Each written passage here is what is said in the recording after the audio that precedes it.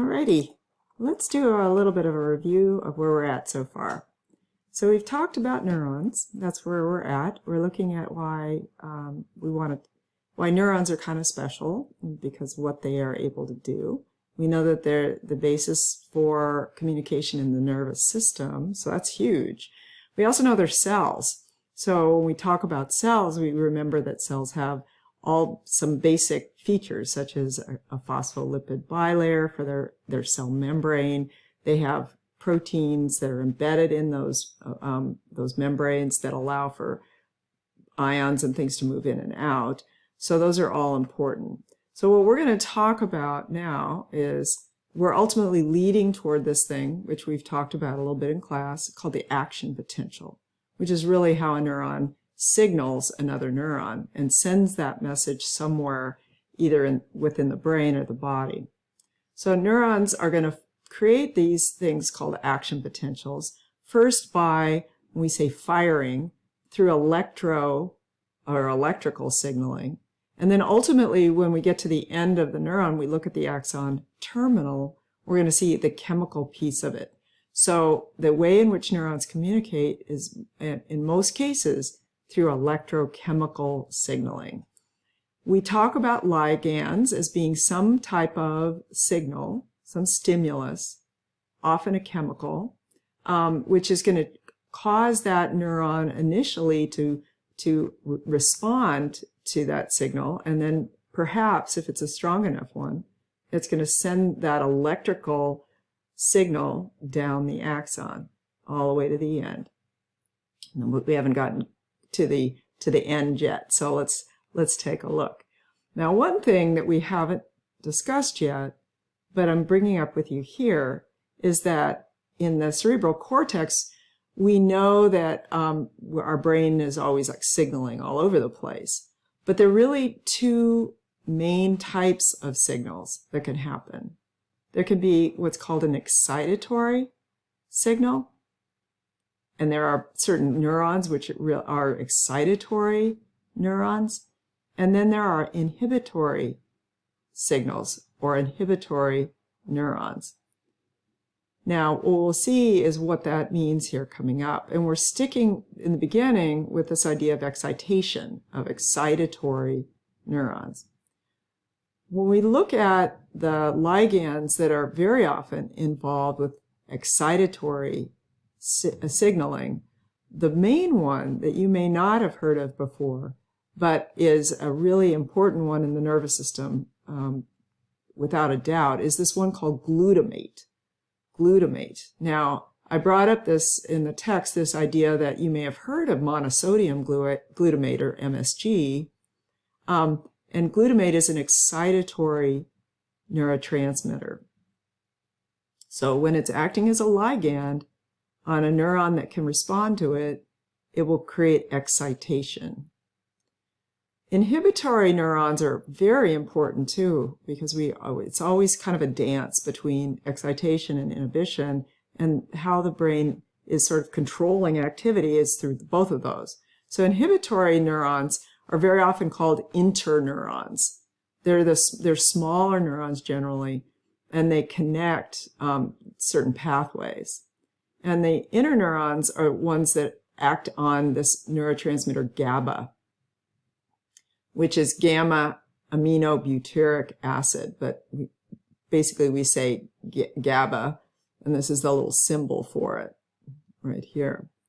Now, we're going to see how that they alter a neuron's ability to respond.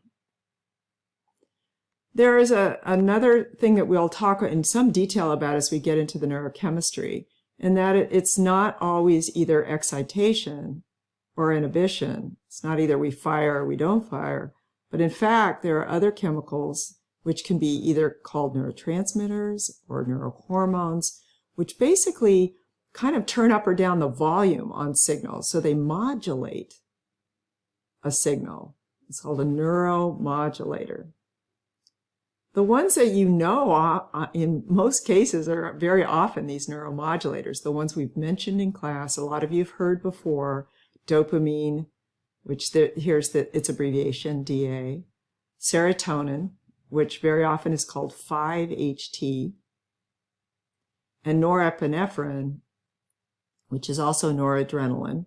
So if we say norepinephrine, we use this NE as its abbreviation, or if we're saying noradrenaline, NA, but basically they're one and the same. So these are modulators, neuromodulators. So we'll get into some of the details on this as we get into some of what's happening in various systems of your brain and body. So neurons send messages through, first of all, picking up those signals, those ligands. And we already know enough. I brought up Lisa Simpson's hair here, but that's just because a lot of my neurons kind of look like a Simpsons cartoon. But the end of that neuron is called a dendrite, and that's the receiving end, the input zone. And then we have this long process, as you know, that's called the axon that then leads. So this is the input zone here, where we have receptors, little protein channels, ligand-gated channels here that can pick up those signals. And then that signal, whatever that is, it could open a channel. We're going to get some ions flowing in here through the soma. We're going to get to this point right here, which is the axon hillock. And then the information is going to travel down. So all of this, so in the beginning, we have some chemical signaling, and that we have a chemical that's going to activate these ligand-gated channels. But then we have ions, and ions are going to flow.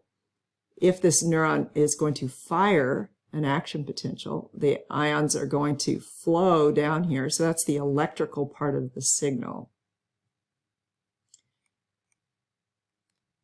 Here we can see, okay, so I get into the ligand-gated ion channels. We talked about these in class already. We've drawn them a few times. And we also mentioned that neurons aren't always firing signals. So if they aren't, they are at what we call resting potential. And that's a measure of the difference in the charge, the concentrations of positives and negatives inside and outside the neuron. And a lot of this is a repeat of what we've talked about in class. I suggest you read it again. I think it'll be helpful. Here's a typical ion concentration. If you found a neuron at rest, you'd see that it has inside or intracellularly in millimoles. So this is just a measurement of the amount of the ion concentration. We would have some sodium inside, a lot of potassium, have a little bit of magnesium, a kind of a range of calcium ions. We have a little bit of chloride, and then we have, as you can see on this table, we have basically some hydrogen and a little bit of a change in hydrogen from inside to outside. So this, remember, would be kind of a measure of the sort of the overall pH of the neuron inside and outside. So when we look at it, then you look at the other side and you say, oh, well, where's all the sodium? Extracellular, outside. Potassium, not too much. Remember, we talked about those sneaky potassium leak channels. So part of the reason we get potassium outside is because potassium, up to a point, can leak out of the neuron, but not too far before it's going to get sort of repelled by the positive charges out there. We have magnesium, a little bit more extracellularly than intra. Not very much calcium outside. Chloride, much higher concentration outside. And then there's the pH. So it gives you kind of an idea of the setup for the action potential. But first we're looking at, this is the resting potential. This is what it is before we have any activity. So here you can see a kind of a picture, a schematic I gave you here's the part of the cell membrane of this neuron. Here's these channels that are kind of embedded in the membrane. And here is our sodium-potassium pump. So in the sodium-potassium pump, which uses ATP, it's going to maintain the gradient of where is sodium and where is potassium, pulling potassium in 2 potassium for every 3 sodium that get pulled out. So this is just maintaining those ion concentrations inside and outside. So here we're launching in now to this idea. So here, sort of a neuron, we have these little squares on these dendrites are supposed to represent some of those ligand-gated receptors, which then will open a channel and allow certain ions to flow in. Here we have, this one is myelinated, so you can see here the myelin that I've put on there, the nodes of Ranvier, where you see these voltage-gated channels. Voltage-gated channels for sodium and voltage-gated channels for potassium. So now we have everything sort of set up to start moving toward what we call a depolarization, meaning that we're going to get the neuron is going to change its charge from what it is normally highly negative on the interior, right, negative 70 millivolts. But now it's going to become less negative as we let ions move inward, meaning that some channel was opened up to let a positive charged ion, such as sodium, come into the cell. So here we see this. Let's see if I can show you here a little bit. Here's a stimulus. So here, this could be some neurotransmitter or neuromodulator. It's going to land on the receptor, and this ligand-gated receptor will allow for some ion to come in. In this case, we're talking about sodium. And sodium is probably the main one, but other ions can potentially also change what's going on in the electrical potential. So we'll get to a little of that later. But sodium comes in through various places, and depending on how much sodium comes in other words, how big was the stimulus, then we're going to have we're going to see whether or not the neuron reaches that point we called threshold. So beforehand, it was at resting potential. And the question is it going to become less negative enough that it will trigger that first opening of that first voltage gate for sodium? And that's where we're going to get some activity. Now, I'll talk about this as well. So we don't know yet whether or not this is a big enough stimulus, but we do know that the neuron has become slightly depolarized, meaning it has some positive charges coming in, becoming less negative.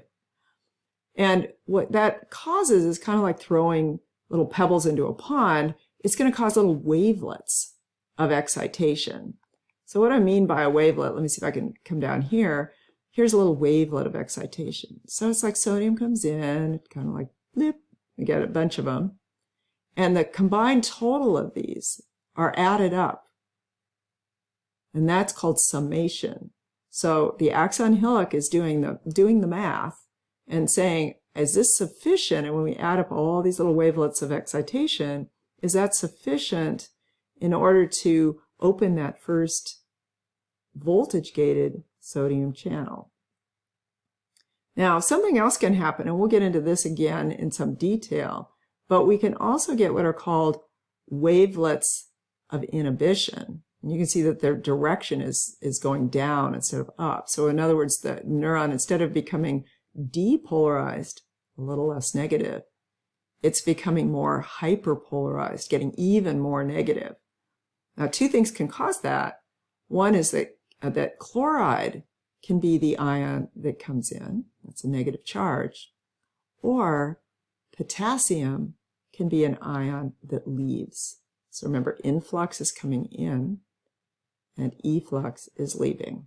So I'm going to stop there, and I'll return to this in class, or I'll do a second part 2 here, but I think that might be helpful.